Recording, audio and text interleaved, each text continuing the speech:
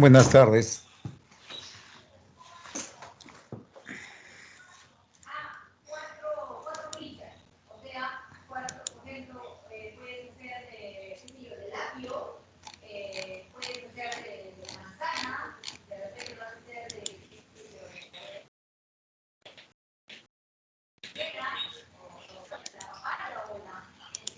En la sesión de hoy día vamos a ver todo lo que corresponde a química del mar y de los sedimentos.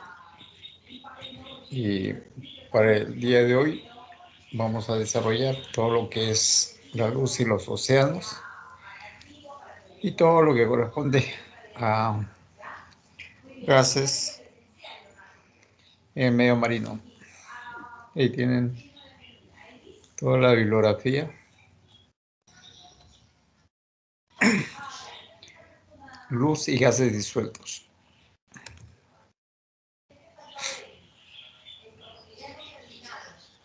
Penetración de la luz y interacción océano-atmósfera en la situación de gases disueltos.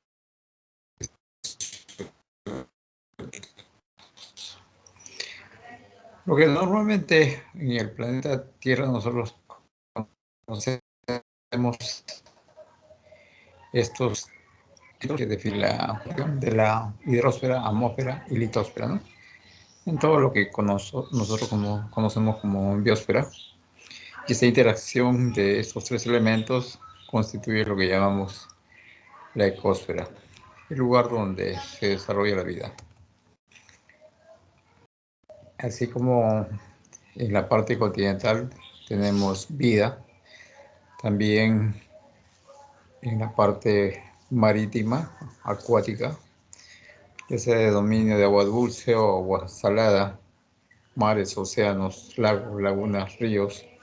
Tenemos una serie de recursos que se distribuyen tanto a nivel horizontal como vertical. Y todos ellos están supeditados a las condiciones físicas del medio, ¿no? Y una de las condiciones físicas que van a permitir el desarrollo de toda esta distribución de recursos vivos es la luz. Y tenemos una serie de imágenes de recursos vivos. ¿Qué es la luz? En realidad es este gran conjunto de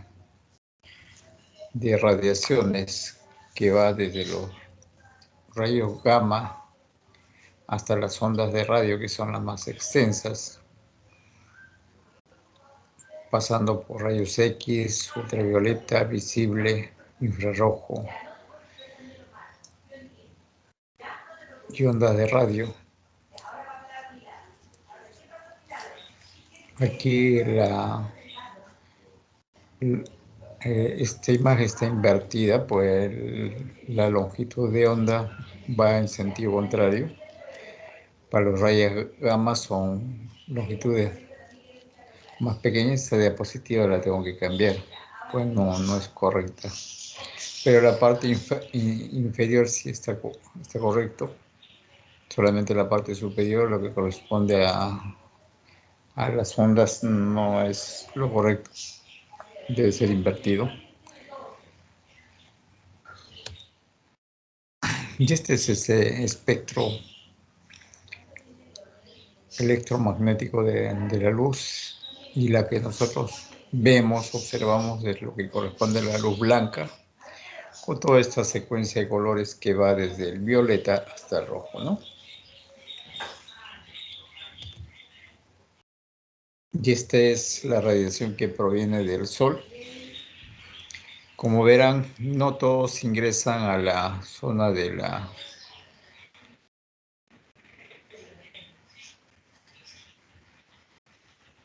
biosfera, donde prácticamente se desarrollan los organismos vivos, que quedan retenidas en las capas externas que tiene la Tierra, como es la mesósfera y la termósfera, donde la mayor parte de las radiaciones nocivas, antibióticas, son las que quedan bloqueadas y solamente pasan hacia el sector de donde se desarrolla la vida, el UV cercano, el visible y el infrarrojo, ¿no? Luego las otras ondas de radio que son de ondas, que son de aplicación, que como son las microondas y las ondas de radio, pues que no tienen ningún tipo de altercado o conflicto con la vida, ¿no? Pues, convivimos con ella y continuaremos desarrollándonos en ese medio. Pero lo que sí está compartiendo con nosotros son el UV cercano y el visible e infrarrojo, que son básicamente las radiaciones que nosotros también las utilizamos para todas nuestras funciones, ¿no? Nuevamente, el espectro electromagnético, el rango visible, que da los colores a todos los elementos de la naturaleza.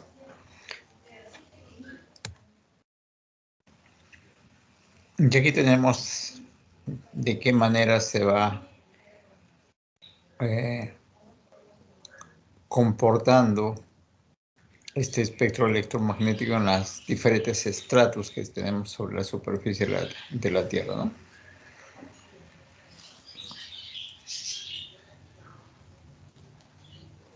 Aquí tenemos en la zona del mar a 1 metro de profundidad. Acá tenemos lo que corresponde a la superficie.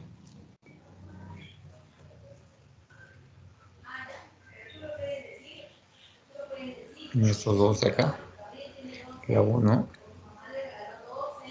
absorción relativa y energía relativa, ¿no? Estas dos.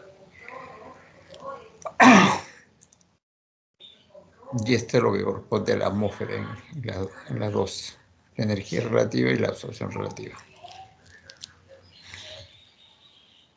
Hablando del rango visible, como podrán ver ustedes, el azul y el verde son las que alcanzan mayores profundidades. Las que se disipan a nivel casi superficial tenemos el rojo, naranja y amarillo, que básicamente el amarillo escasamente alcanza hasta los 100 metros. El naranja 50 y el rojo va a estar máximo a 15 metros. Por eso que cuando hablamos de la diversidad de recursos, también las coloraciones que estos van alcanzando, van tomando esas tonalidades también en los diferentes estratos, dependiendo, como les digo, de los requerimientos de estas bandas específicas de longitud de onda llamadas colores, ¿no? Y acá tenemos lo mismo, pero ya en otro tipo de gráfica, y como ven, son los de color azul los que alcanzan mayores profundidades, coincidente con lo que tenemos acá, hasta 250.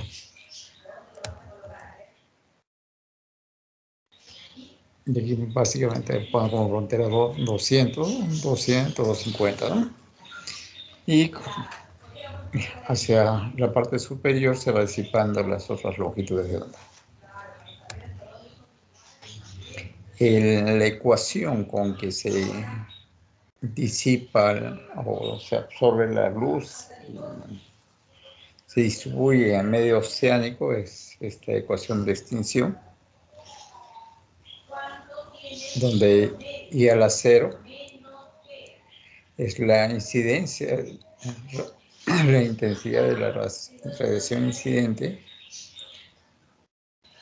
y a la Z es de qué manera se alcanza diferentes profundidades, en función a una exponencial de una constante K, llamada constante de atenuación o extinción, por la profundidad.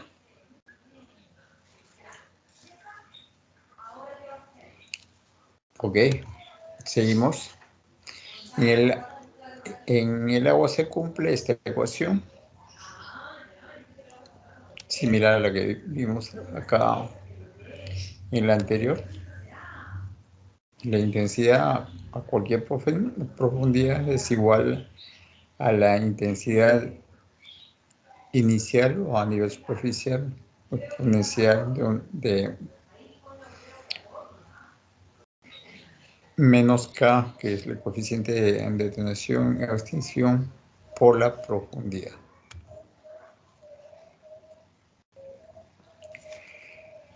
Así como hemos visto que las masas de agua se focalizaban en tres estratos en función a la pinoclina. Teníamos aguas superficiales, aguas subsuperficiales y agua de fondo. También la luz me va a permitir zonificar dos secciones. La zona fótica, que significa con luz, y la zona afótica, que significa ausencia de luz, ¿no? Básicamente hemos visto que la luz azul ingresa máximo hasta los 200 metros, por lo tanto la zona fótica tiene esa frontera, 200 metros de profundidad. A partir de los 200 metros, cuando ya no tenemos ningún indicio de luz visible, ya tenemos la zona afótica. Y todos los organismos ahí no tienen necesidad de los requerimientos de luz para sus funciones y las desarrollan en esas condiciones sin luz, en condiciones afóticas. Este es el color de la superficie que presenta la Tierra tomada desde un satélite, ¿no? ¿Alguna pregunta respecto a lo que es luz? Antes de pasar a gases disueltos.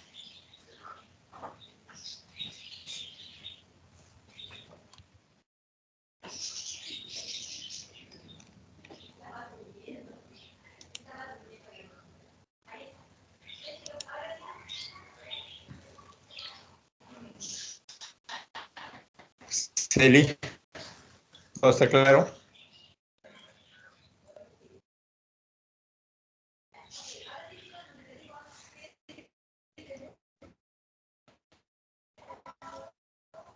Bien, entramos entonces al tema de gases disueltos. ¿Por qué este término gases disueltos?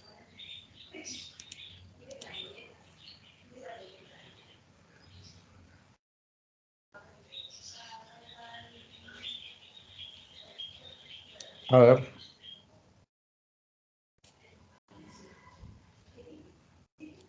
Cualquier alumno, ¿qué es ese término de gases disueltos? Renzo.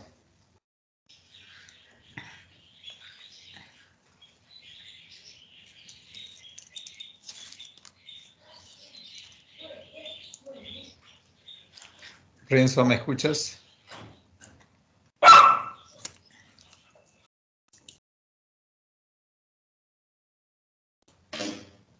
Renzo.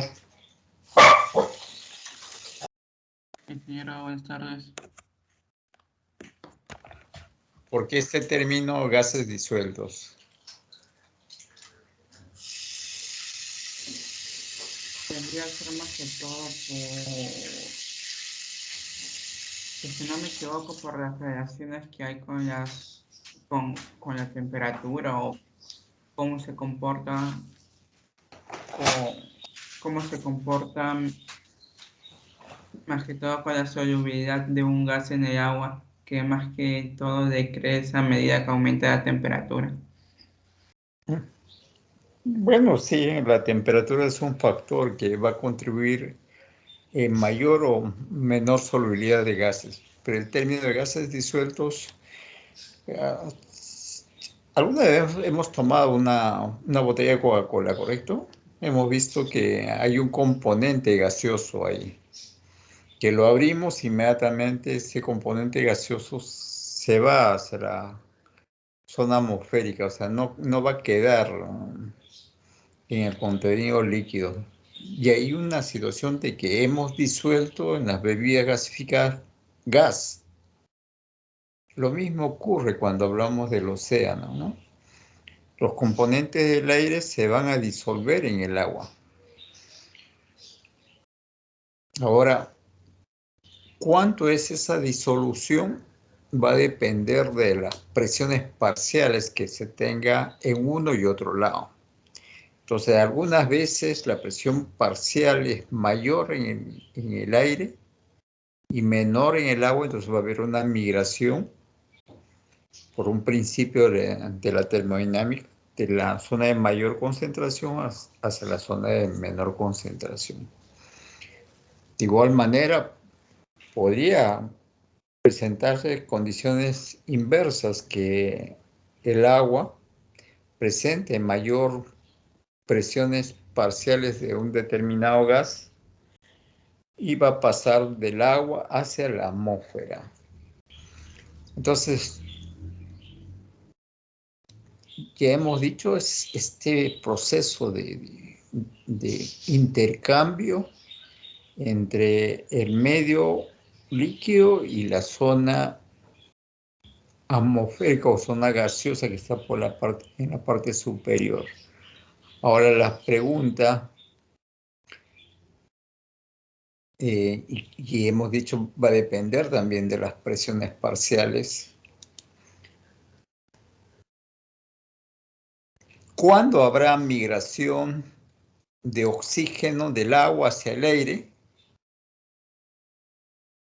Inverso, del aire hacia el agua.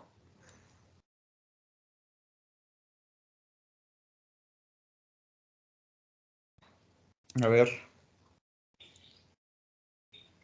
Celi, ¿me escuchas?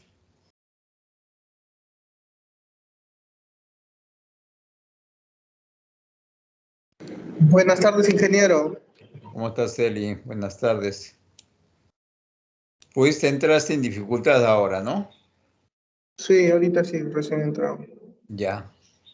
Dime, Celi, ¿cuándo habrá migración de oxígeno del agua hacia el aire o del aire hacia el agua? Ya hemos dicho por presiones parciales, cuando la presión parcial de uno es mayor respecto al otro, ¿no? Pero ¿en qué fenómeno, por ejemplo?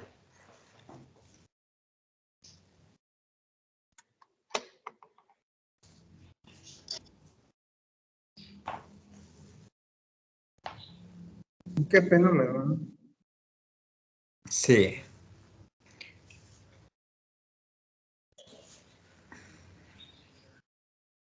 Lamentablemente este curso de oceanografía química no es lamentable. Este curso de oceanografía química va a exigirle a ustedes que comiencen a jalar una serie de conocimientos previos y que lo han desarrollado en otras asignaturas. Entonces, qué fenómeno hace que se genere gran cantidad de oxígeno en el agua? ¿Efecto invernadero, ingeniero? Efecto invernadero es de cierta forma que no permites la difusión térmica, pero hay un fenómeno muy propio que ocurre en el agua, sobre todo en la superficie, y debido a determinado tipo de organismos que producto ese Enfriamiento del fenómeno. agua. Enfriamiento del agua, las... Racionamiento. El enfriamiento es un factor que acelera la solubilidad, pero hay un fenómeno en particular. ¿Del niño? Niño más son variaciones térmicas positivas por encima o por debajo, que en este caso actúan El como afloramiento, ingeniero. afloramiento. ¿Y el afloramiento qué produce? El afloramiento qué trae como consecuencia? Más cantidad de Era oxígeno, profe. oxígeno. Oficio. El afloramiento trae oxígeno. ¿Se acuerda que habíamos dicho que las aguas de afloramiento eran pobres en oxígeno, pero que permitía el afloramiento?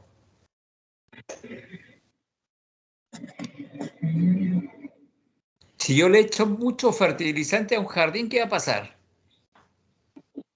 O el fertilizante necesario en un jardín, ¿qué va a pasar con el jardín? Mucho fertilizante se va a volver estéril. No. Me refiero si agrego la cantidad necesaria de fertilizante. No le estoy agregando en exceso. Abundancia, ingeniero. ¿Abundancia de qué? Bueno, en el caso ¿Decías? Recursos.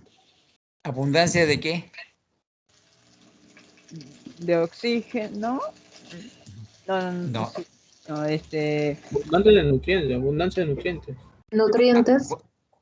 El fertilizante es nutriente. Le pongo en la cantidad necesaria y como resultado de eso, ¿qué va a haber si yo tengo ahí semillas? Fitoplancton.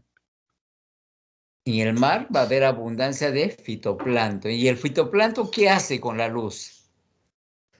Fotosíntesis para producción de oxígeno. Fotosíntesis. ¿Y el producto de la fotosíntesis qué es?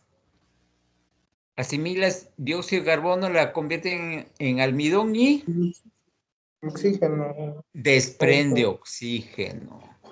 Entonces, cuando hay abundancia de la función de fotosíntesis, la presión parcial de oxígeno en el agua se incrementa, de tal forma que en ese momento que todas las microalgas y las plantas acuáticas se ponen en ese tipo de función de fotosíntesis, comienza a haber una migración de oxígeno del agua hacia el aire. ¿Cuál sería el fenómeno inverso?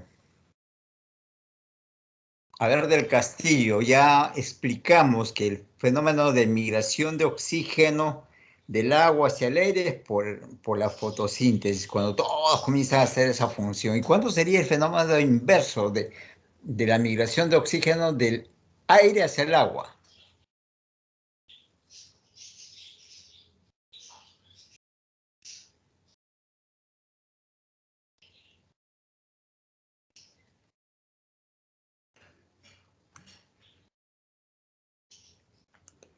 Del Castillo, Jimmy.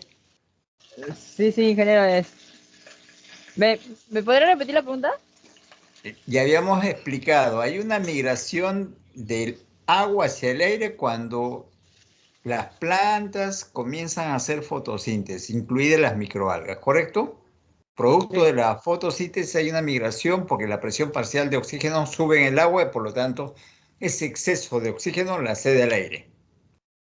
¿Cuándo sería lo inverso? ¿Cuándo es que el aire cede oxígeno al agua?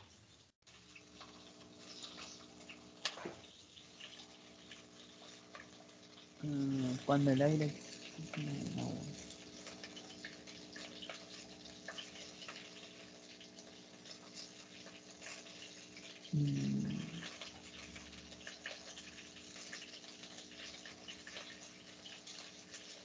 Por los... No, por los vientos también tiene que ver mucho. Caída de vientos. Bueno, el viento de cierta forma favorece la mezcla del agua con el aire. Pero ¿cuándo habría esa migración? ¿Cuándo cesa qué? ¿O qué fenómeno hace que se consuma oxígeno? Si hemos dicho que el Fenómeno del fenómeno... niño. Dime, Celi, ¿cuál? El fenómeno del niño, porque calientan las aguas, eso. A ver, nos centramos un poquito. Fotosíntesis es un fenómeno donde se genera oxígeno. ¿Y en qué fenómeno se consume oxígeno?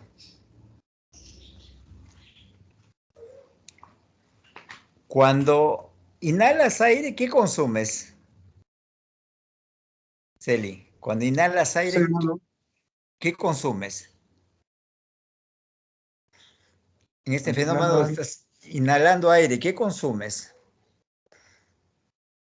porque se te hinchan tus pulmones y tus pulmones comienzan a seleccionar determinado gas que la va a distribuir a través del torrente sanguíneo a las diferentes células que tenemos en nuestro cuerpo humano. ¿Qué consumes?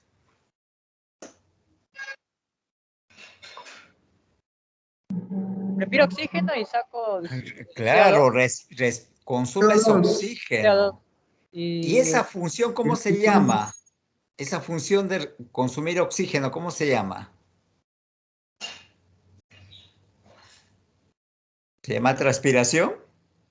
Se llama... ¿Cómo se llama esa función de consumir oxígeno? Kevin.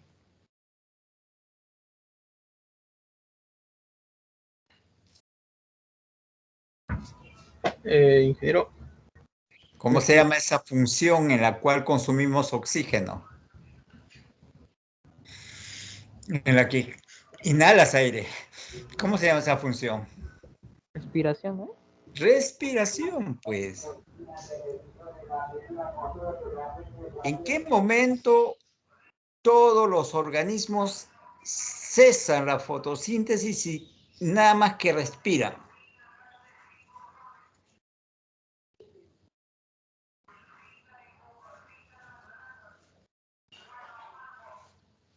¿Cuándo una planta deja de hacer fotosíntesis?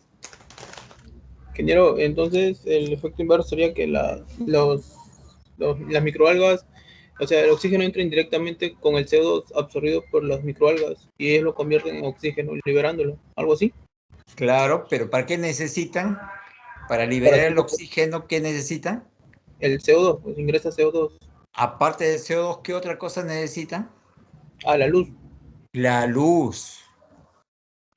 Solamente en los momentos que hay luz hay fotosíntesis. Y cuando no hay luz, ¿qué pasa con las plantas? Ya dejan de producir oxígeno y se convierten en ¿qué? Porque las plantas respiran o no respiran. Así como los peces y todos los organismos, ¿qué va a pasar con ellos?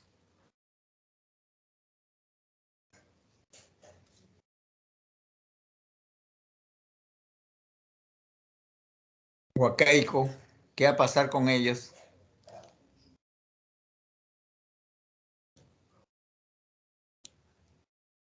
Se convierten en consumidores. Por lo tanto, la presión parcial de oxígeno en el agua va a caer tanto, entonces va a haber una migración de oxígeno del aire hacia el agua.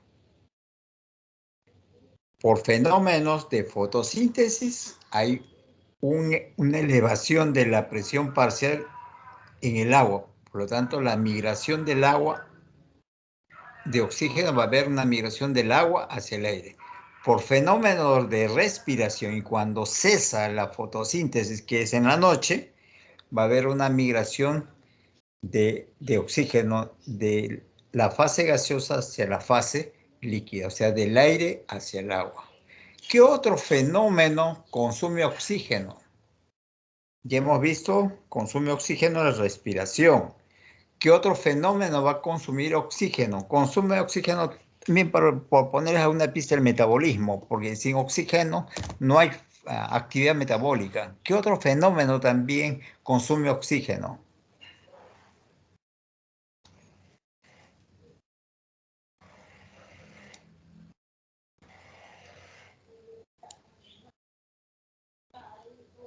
En el caso de Alejandro, en el caso de las plantas, la fotosíntesis sería fotosíntesis genera oxígeno. Ya hemos dicho la respiración consume oxígeno. ¿Qué otro fenómeno consume oxígeno? Alejandro, ¿qué fenómeno consume oxígeno? Parte de la vegetación se refiere, ¿no, ingeniero? ¿O a qué más? O cualquier organismo vivo consume oxígeno, ya quita el tema de respiración, que es un consumo de oxígeno por respiración, por metabolismo. ¿Qué otro fenómeno faltaría que consume oxígeno?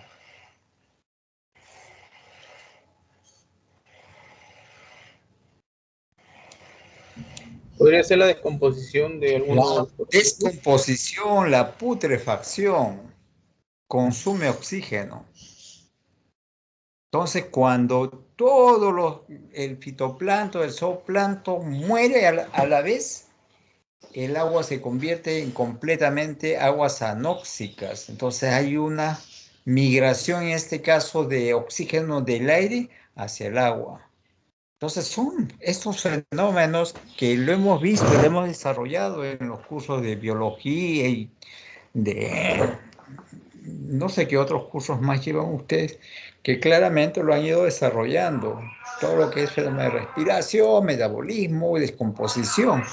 Entonces, por este tipo de fenómenos asociados a los recursos vivos, también va cambiando las condiciones de presiones parciales, por lo tanto hay una migración de oxígeno del agua al aire o del aire hacia el agua, dependiendo qué es el fenómeno dominante en ese momento. Durante el día, las plantas desarrollan la función de fotosíntesis y mucho más cuando el día es muy luminoso. Por lo tanto, va a haber un exceso de oxígeno y va a haber una gran migración de oxígeno del medio acuoso hacia el medio gaseoso. Pero en la noche, todos los organismos se transforman en consumidores. Entonces comienza a caer la presión parcial de oxígeno en el agua y va a haber una migración del aire hacia el agua. Si los organismos se mueren, comienza el problema de descomposición y eso es lo que ocurre con las aguas de afloramiento, las aguas subsuperficiales, por eso son pobres en oxígeno, porque todo se pudre ahí, todo comienza a mineralizarse, hay consumo de oxígeno, por lo tanto, la presión parcial de oxígeno cae en ese estrato y cuando asciende a la superficie, inmediatamente va a comenzar a absorber oxígeno de la fase atmosférica. El agua necesita oxigenarse.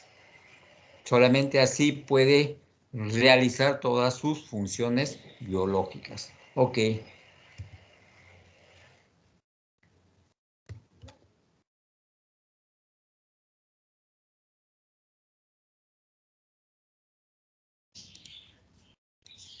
Seguimos. Estas son las capas que nosotros tenemos sobre la superficie de la Tierra y sus dimensiones en kilómetros. Ya lo hemos visto en anteriores sesiones también. Y vayamos hacia los gases disueltos. En los sistemas acuáticos normalmente nosotros encontramos los mismos gases que a veces encontramos en el aire, que son el oxígeno, el nitrógeno, el dióxido de carbono, que son los componentes más comunes del aire, ¿no? Luego tenemos el hidrógeno sulfurado, tenemos el metano y el amoníaco, que son ya subproductos de algunas descomposiciones o acciones particulares, ¿no? Normalmente la fuente primaria de estos gases es la fuente atmosférica. Sabemos que el aire está compuesto de 78% de nitrógeno, 21% de oxígeno y menos del 1% de dióxido de carbono. Ya la tienen ustedes en esta tabla todos los componentes que tiene el aire limpio y a nivel del mar. Estamos hablando de una atmósfera de presión. 760 milímetros de mercurio, 760 milibares, ¿no? Entonces ahí vean el nitrógeno, 78.084, oxígeno, 20.946, argón, que es un gas raro, 0.934, dióxido o dióxido de carbono, que es el que causa el efecto invernadero. Vean la concentración que esta tiene. No, ni siquiera se aproxima al 0.1%, está en 0.033%, pero sin embargo a nivel global ya no está generando grandes problemas el dióxido de carbono. Y ahí tenemos al neón, al helio, al metano, al pitón, hidrógeno, dióxido de nitrógeno, monóxido de carbono, xenón, ozono, amoníaco, dióxido de nitrógeno, monóxido de nitrógeno, dióxido de azufre y sulfuro de hidrógeno, ¿no? Y vean las concentraciones tan bajas que tiene cada uno de esos elementos. Son datos tomados en 1996, ¿no? De la composición de una atmósfera seca, tenemos lo que habíamos dicho, 78,08% del nitrógeno, es el mayor componente de la atmósfera es nitrógeno. Luego le sigue el oxígeno con 20,95 y el resto de gases, que es lo que hemos visto en la tabla anterior, el resto de gases, incluido el dióxido de carbono, constituye el 0,97%.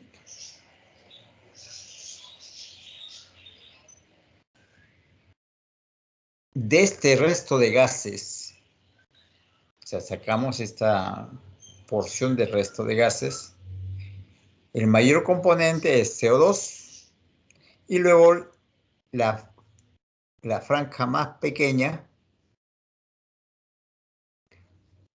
ya son los otros componentes.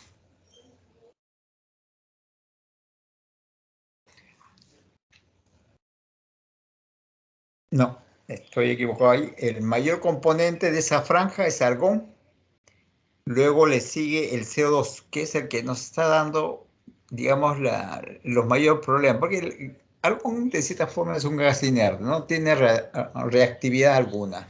Pero es esta cuña que ven de color amarillo, que es altamente reactiva y la que nos da mayores problemas. Por ella tenemos este problema de gas invernadero, de efecto invernadero, de cambio climático, de acidificación de los océanos, etcétera, etcétera, ¿no?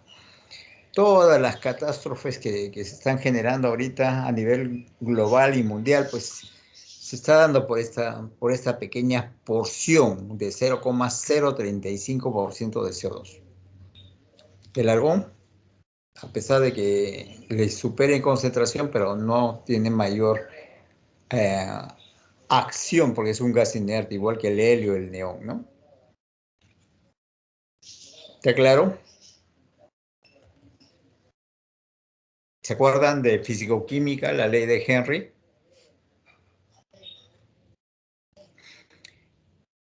Ley que está en función a las presiones parciales de un gas. Y va a ser dependiente de la temperatura.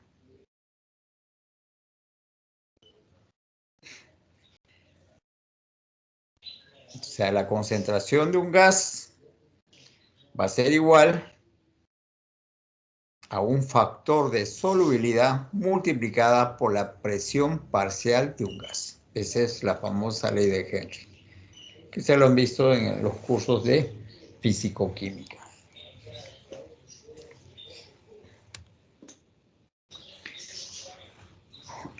¿Hay efectos de altitud para la solubilidad de un gas? Sí.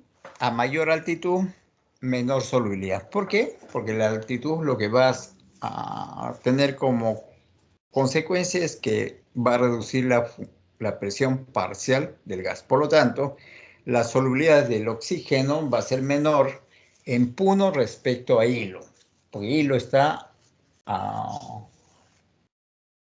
al nivel del mar y Puno está sobre los 3.800 metros de altitud. Por lo tanto, la altitud sí tiene mucho que ver en este tema de la solubilidad.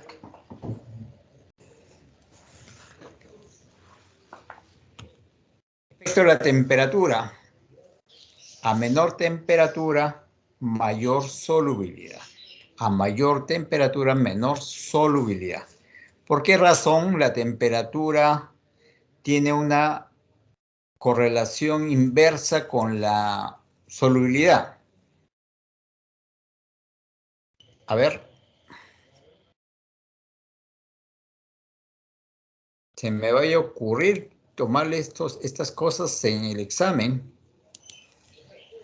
Y ahí sí vamos a estar patinando. A ver, Espinosa, ¿por qué crees que la temperatura tiene una correlación inversa respecto a la solubilidad? O dentro de la ley de Henry la tomamos como un factor inverso.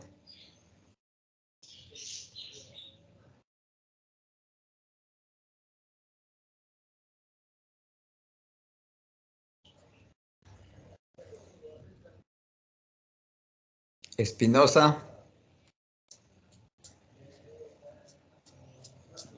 ¿Cómo dijo, ingeniero? Disculpe. ¿Por qué la temperatura es considerada como un factor inverso a la solubilidad? A menor temperatura, mayor solubilidad, a mayor temperatura, menor solubilidad.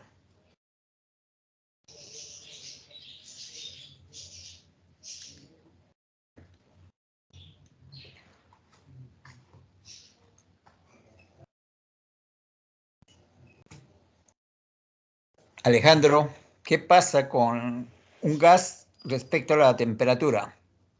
¿Te acuerdas de esta correlación PV-NRT? Ingeniero, Sí, dime. Castillo, del Castillo. Sí, dime. en el caso de la salida del gas, en el caso del agua, a medida que, ¿cómo se podría decir? Disminuye a medida que aumenta la temperatura. Claro, la solubilidad disminuye a medida que aumenta la temperatura.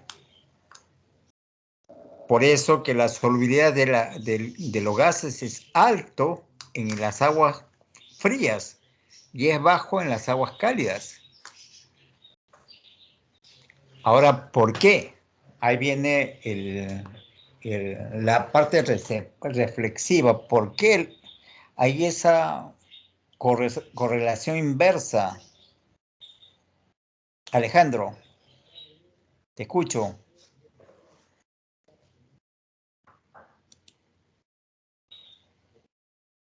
Ingeniero, ¿sería por el movimiento de las moléculas? Claro, tiene que ver mucho con el movimiento de las moléculas y eso se traduce en ¿qué?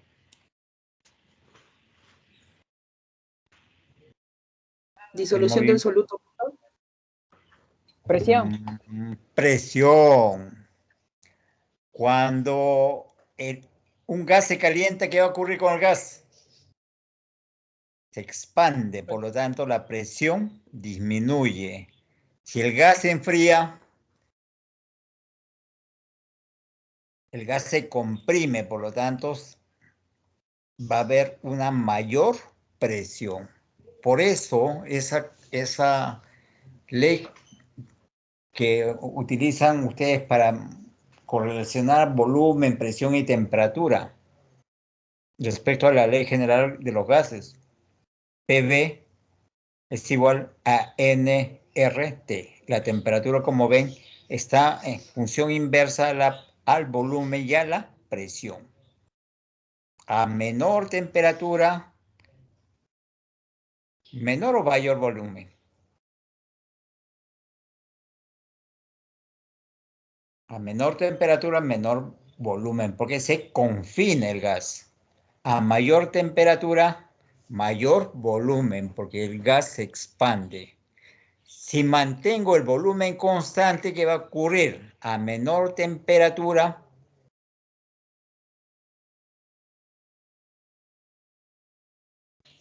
si mantienes constante el volumen, ¿qué va a ocurrir con la temperatura, con la presión?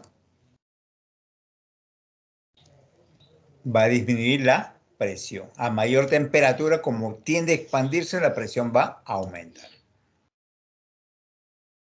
Entonces hay estas correlaciones que tienen que tomarlas en cuenta. Y respecto a la solubilidad, si la temperatura hace que las condiciones de presión disminuyan o aumenten, digo, a mayor presión los gases se expanden, por lo tanto la presión va a reducirse, por lo tanto la solubilidad va a disminuir. A menor temperatura los gases se comprimen, por lo tanto la presión va a subir, la solubilidad va a subir. ¿Ok? ¿Está claro? Vimos. Entonces ahí está claro este tema del efecto de la temperatura. Efecto de la salinidad. ¿Cómo será la correlación respecto a la salinidad? Directo e inversa. En este caso es correlación directa, porque la salinidad es un competidor. Trabaja como un competidor de la solubilidad de los gases. Impide que a mayor salinidad que la solubilidad se incremente. Entonces, a mayor salinidad, menor solubilidad. A menor salinidad, mayor solubilidad. ¿Ok? De ahí tiene el comportamiento de la salinidad y de la temperatura respecto a la solubilidad.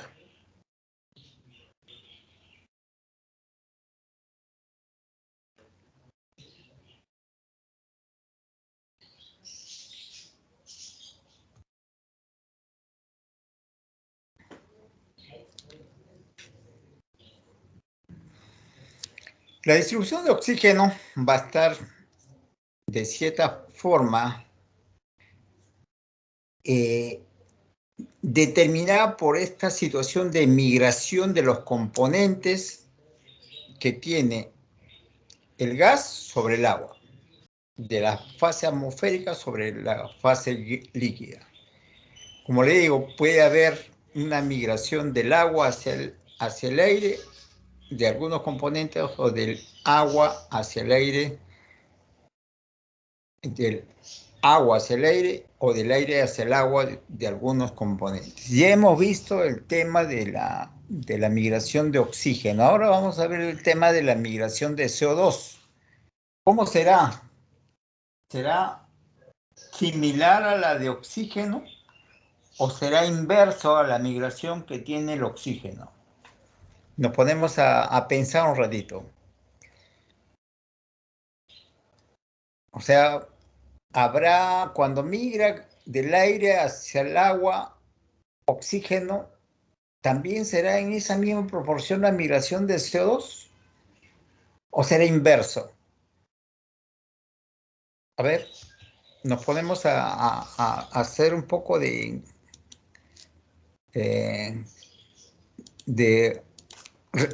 análisis reflexivo.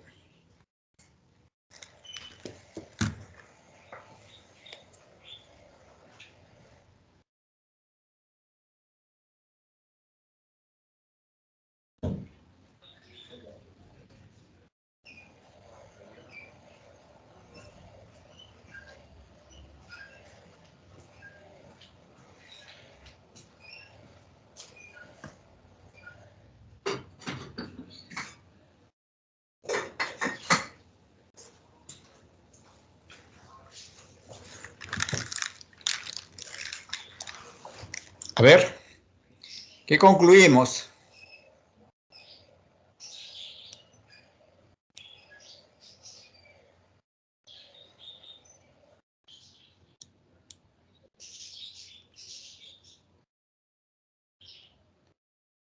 Bruno.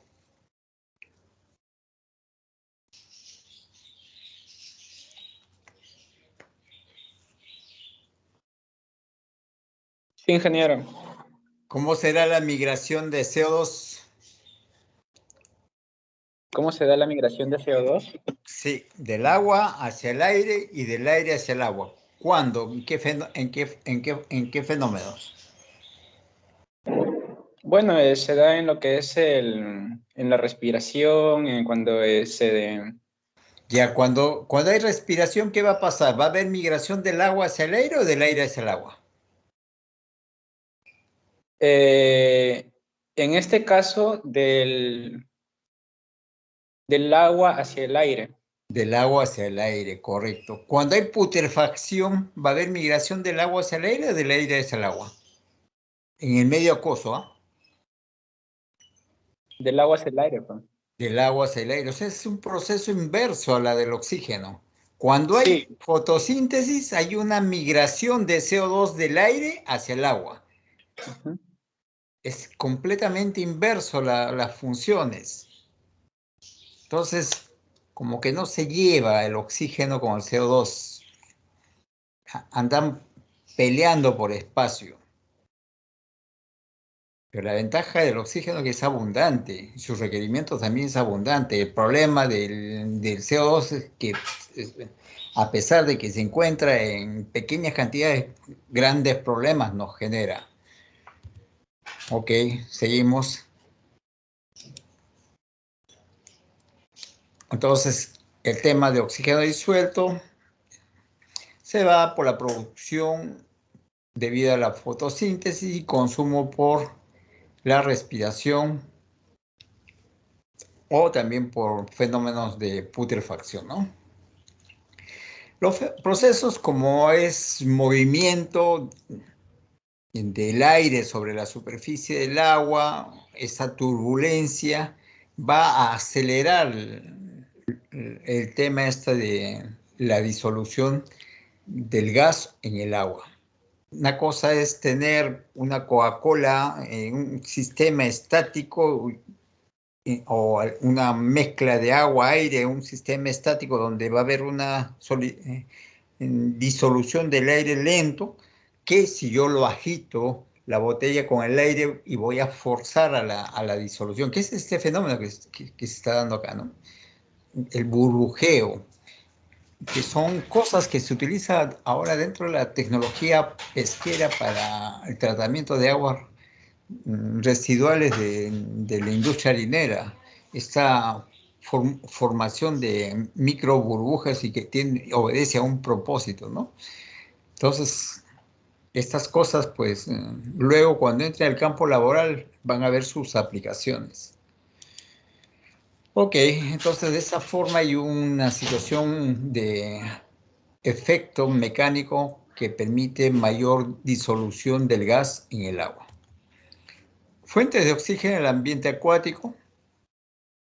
Ya les he dicho, este es el ingreso del oxígeno a través de la atmósfera y todo va a depender de la presión parcial que ésta tenga y se va a va a ser dependiente de la magnitud de la gradiente, o sea, cuánta es la diferencia de presiones parciales de oxígeno en el aire y oxígeno en el agua. Cuanto mayor es la gradiente, esa diferencia, mayor va a ser el flujo de oxígeno de uno hacia otro lado.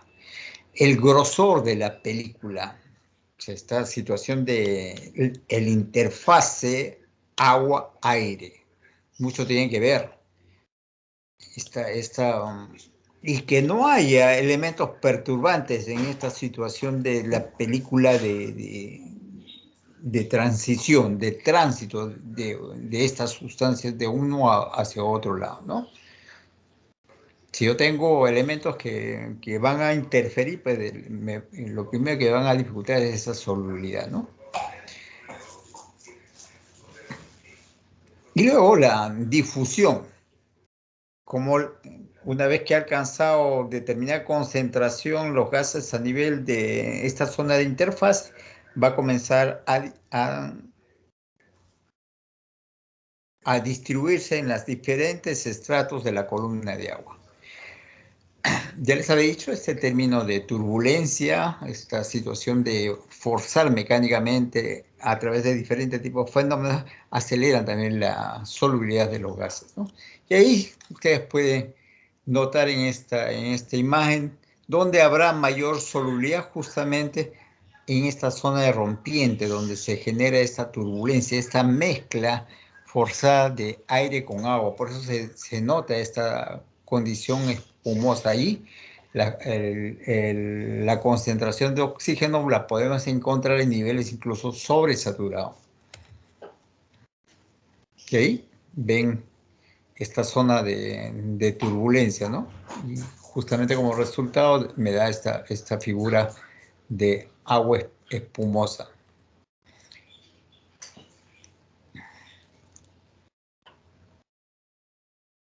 Y esta es la ecuación de la fotosíntesis.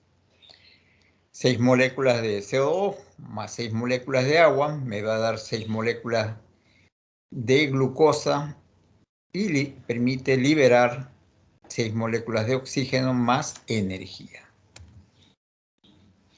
Y todos los factores que ya hemos hablado anteriormente, por la actividad de respiración de las plantas, animales y microorganismos, tenemos el tema de consumo de oxígeno, ¿no?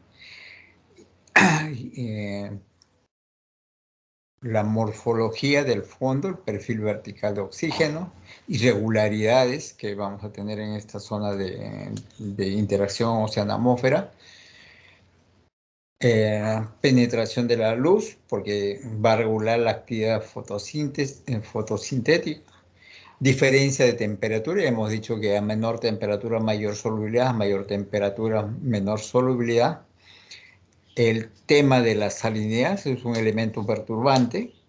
O sea, si yo disuelvo oxígeno en agua limpia y en agua salina, en agua dulce y en agua salina, mayor va a ser en agua dulce que en agua salina, porque la salinidad es un competidor en cuanto a espacio, ¿no? Entrada de grandes cantidades de materia orgánica oxidales va a referir específicamente a este fenómeno de descomposición, de consumo de oxígeno. Y hay algunas sustancias químicas también en su proceso de transformación me va a comenzar a jalar oxígeno. Tenemos el férrico, ferroso a férrico, el mangánico, manganoso, mangánico y así, una serie de metales que se encuentran inestables y para llegar a su condición de estabilidad me va a comenzar a consumir oxígeno. Pero eso ya lo vamos a ver más adelante cuando veamos específicamente el tema de química del mar. Por ahora estamos viendo estos temas generales de gases disueltos.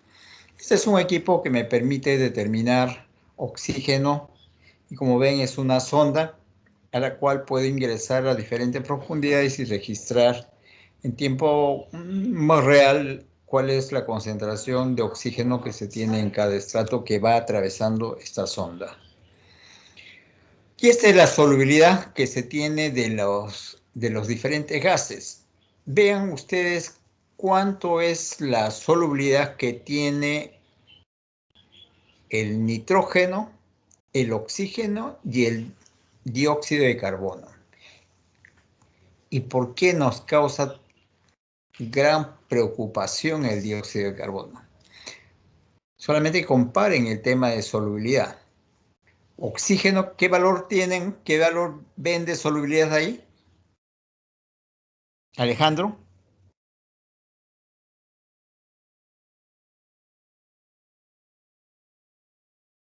Sí, se ve, ingeniero. ¿Cuánto es el valor que está ahí de oxígeno en solubilidad? 49. Mililitro por litro. ¿Cuánto? 49, ¿no? ¿Y cuánto es el dióxido de carbono, Jimmy?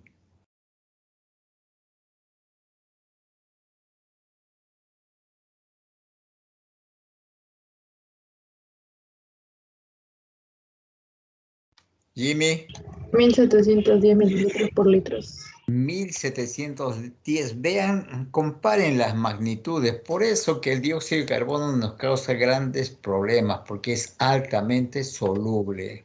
Por eso la naturaleza la ha compensado, por eso la ha puesto en el aire con las mínimas concentraciones, porque sabe que es un elemento que tiene gran solubilidad. Este fenómeno de acidificación de los océanos no es primera vez que atraviesa la Tierra, la ha atravesado en muchos periodos, pero ahora es el hombre la que está provocando esta alta concentración de dióxido de carbono en la atmósfera. Y nos estamos enfrentando justamente a este gran problema de solubilidad. Por eso el dióxido de carbono respecto al oxígeno, respecto al nitrógeno, es altamente reactivo. Estos otros dos elementos, nitrógeno y oxígeno, son menos reactivos, entonces no nos va a causar problemas. Mientras que el CO2 sí, primero por su alta solubilidad.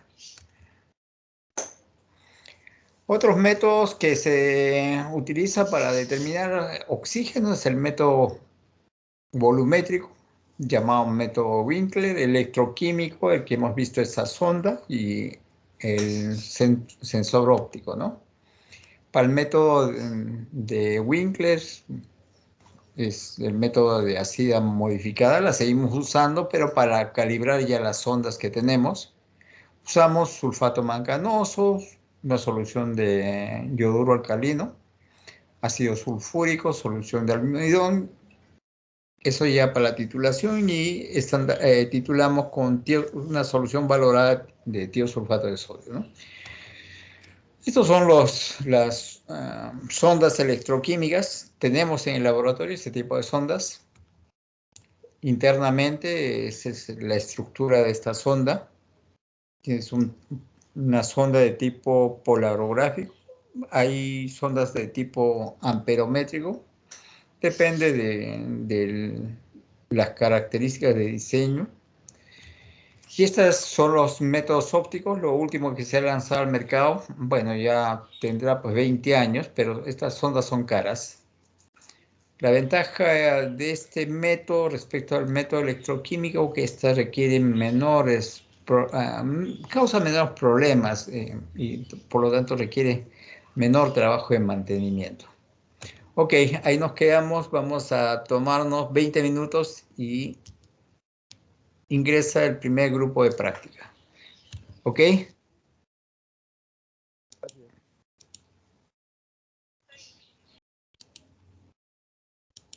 Y